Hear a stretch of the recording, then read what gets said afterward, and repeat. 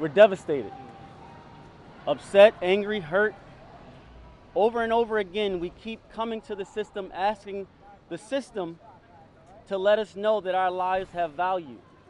Jordan Neely was choked to death by someone who didn't care people was telling him to stop. Last week, the jury they couldn't decide on the top charge, but they come back this week and they give up on us.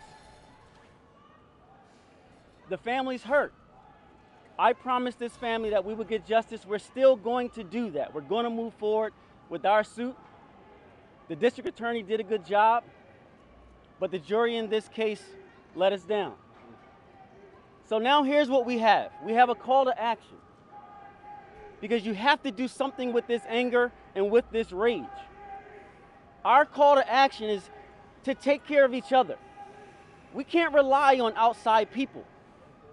If we see someone asking for food, we have to take the responsibility to give it to them.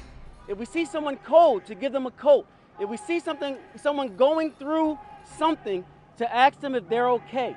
Right on. That's how we help each other, because we can't rely on the system to do it for us. And clearly, if we get to this point, it's too late. We have to be there for each other, and that's our call to action. Everybody that's pissed off at this verdict, I challenge you to go outside today and help one person. Right on. That's my challenge. If you're angry, if you're hurt, go help one person. That's how we beat the system. That's how we turn this around, by being there for each other. I just want to say, I miss my son. My son didn't have to go through this. I didn't have to go through this either. It hurts. Really, really hurts. What are we going to do, people? What's going to happen to us now? I had enough of this. The system is rigged. Mm-hmm. Come on, people. Let's do something about this. I'm sorry to Dre. I'm sorry to Chris. I'm sorry that America has failed you. You've come here, you've shown discipline, you've shown strength, you've shown love, you've shown how to carry yourself with composure when you're facing this machine, this American judicial system that cannibalizes our people. But I'm gonna tell you this, and I'm gonna say it loud and clear.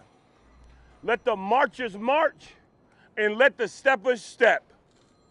Let the marchers march, and let the steppers step. You wanna do something about this verdict? Then you go into your neighborhood and you promote black unity. Black people, we are all we have.